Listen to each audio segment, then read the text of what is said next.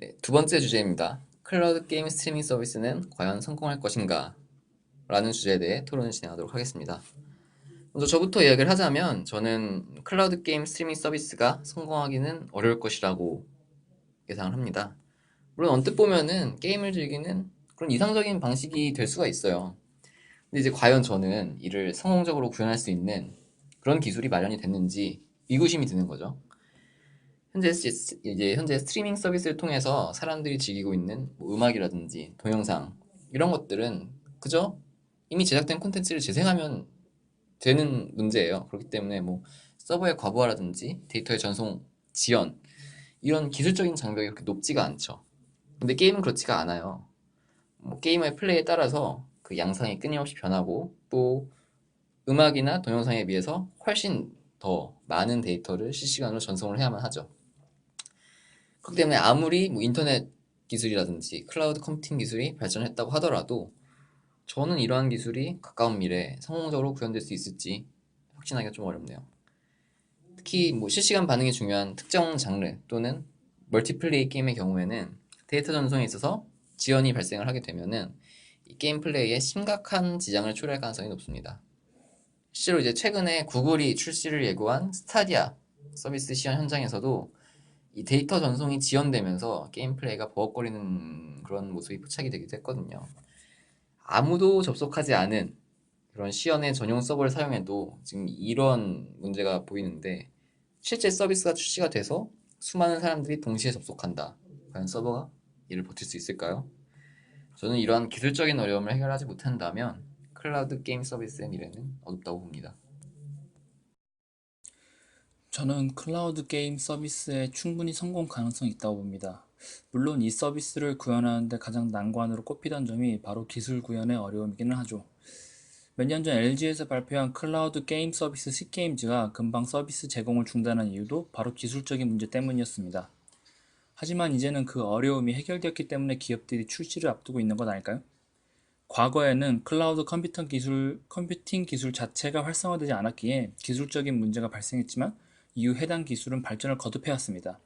특히 저는 구글과 마이크로소프트라는 현재 IT 시장을 이끄는 두 거대 기업이 클라우드 게임 분야에 참여했다는 사실만으로도 충분히 기대를 걸어볼 만하다고 생각합니다. 마이크로소프트는 현재 세계 2위의 클라우드 컴퓨팅 시스템인 마이크로소프트 애저를 보유하고 있고 게임 산업에 대한 노하우 역시 엑스박스 시리즈를 통해 충실히 쌓아왔죠. 구글 또한 세계 최대 동영상 스트리밍 서비스인 유튜브를 성공적으로 운영하고 있고요. 기술력으로는 둘째가라면 서로를 이 두 기업이 다소 빠듯해 보이는 일정임에도 각자의 클라우드 게임 서비스 출시를 준비하고 있는 것은 기술적인 어려움이 어느 정도 해결되었다는 자신감에서 비롯된다고 봅니다. 실제로 스타디아의 시연을 보면 AA급 게임의 프레임이 60 정도로 유지되며 게임을 하는데 큰 문제가 없을 정도로 기술력이 향상된 것을 알 수 있었습니다. 물론 기술적인 부분은 서비스가 출시된 이후 더 확인을 해봐야겠지만 현재까지의 정보만 보자면 게임을 플레이하는데 방해가 될 정도의 문제는 발생하지 않은 것 같습니다. 네, 뭐 그런 기술적인 어려움이 쉽게 해결될 수 있다면 정말 좋을 텐데 아직은 그럴 가능성이 높아 보이진 않다는 점이 전 좀 아쉽네요. 그리고 이 클라우드 게임 서비스가 성공을 하기 위해서는 하드웨어뿐만 아니라 소프트웨어의 측면 또한 간과를 해서는 안 됩니다.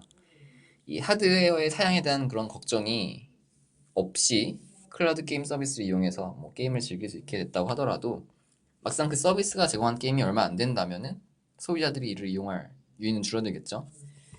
이 동영상 스트리밍 서비스와 마찬가지로 게임 스트리밍 서비스에도 중요한 게 바로 이 충분한 수의 콘텐츠 확보입니다.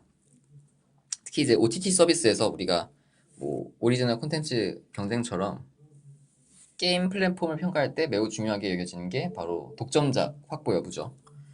실제로 현재 이제 콘솔 게임 시장을 지배하고 있는 뭐 마이크로소프트, 소니, 닌텐도가 이렇게 큰 성공을 거둘 수 있었던 것도 바로 콘솔의 뛰어난 기능 못지않게 많은 수의 독창적인 게임을 보유한 그런 라이브러리 제공이 가능했기 때문이었습니다.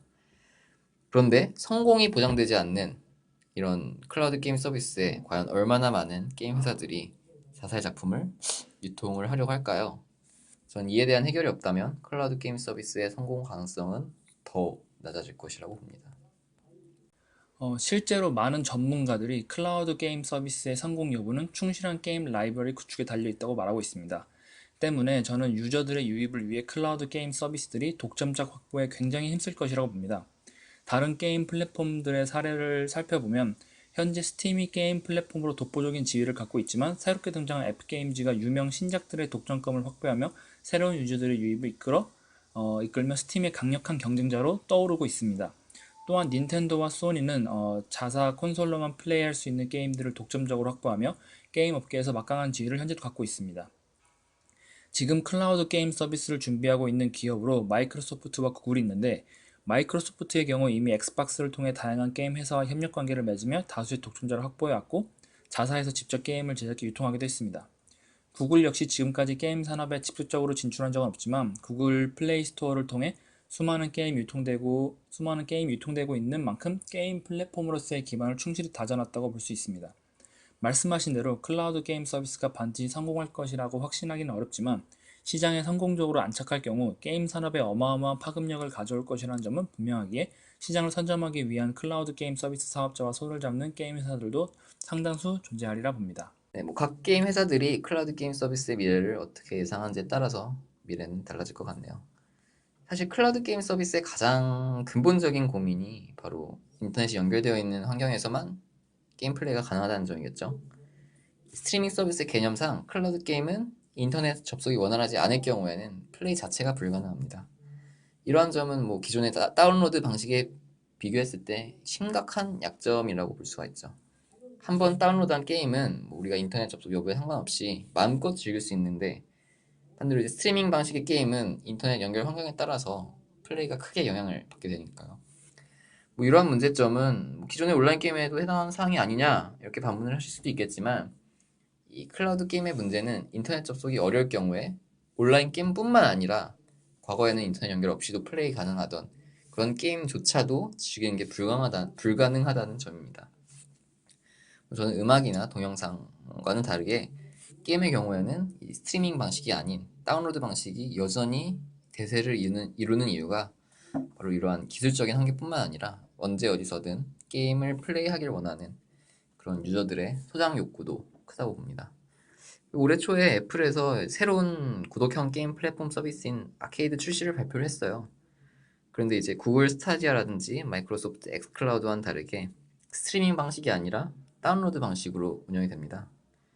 저는 이렇게 두 기업과는 다르게 애플이 다운로드 방식을 채택한 이유는 바로 클라우드 게임 서비스의 한계를 인식했기 때문이라고 생각을 합니다. 저는 오히려 이러한 부분이 클라우드 게임 서비스의 강점이라고 생각합니다. 인터넷에 연결만 되어 있다면 어디서든 게임을 즐길 수 있다는 뜻이니까요. 사실 요즘에는 인터넷 접속이 불가능한 지역은 거의 없다고 봐도 무방합니다. 인터넷망의 보급과 무선 통신 기술의 발달 등으로 인해 이제는 어디서든 인터넷에 접속할 수 있는 환경이 조성되고 있어요. 때문에 인터넷 접속이 불가능할 경우 게임 플레이가 어렵다는 점은 한계라고 보기 어려울 것 같습니다. 오히려 스트리밍 방식을 활용한다면 계정 간의 연동을 통해 스마트폰에서 즐기던 게임을 PC에서, TV에서 즐길 수 있게 되는 거죠. 또한 스트리밍 방식을 적용할 경우 하드웨어의 성능에 따라 플레이 가능 여부가 결정되는 기존의 다운로드 방식보다는 훨씬 많은 유저들에게 기회가 열릴 것입니다. 게임의 볼륨이 커지고 그래픽 또한 정교해지면서 게임을 구동하기 위해 필요한 하드웨어의 사양 또한 나날이 높아지고 있습니다. 때문에 비교적 오래된 저사양의 하드웨어를 이용하는 소비자들은 최근 출시 게임을 플레이하기가 쉽지 않아요. 그런데 클라우드 게임 서비스의 등장으로 이러한 하드웨어의 제약으로부터 게이머들을 상당 부분 해결해 줄 수 있을 것이고 고사양 PC를 새로 마련하기 어려운 학생과 같은 사람들은 클라우드 게임 서비스를 이용하고자 할 것입니다. 단적으로 한국 사람들은 집에 컴퓨터가 있음에도 PC방에 가는 경우가 많습니다.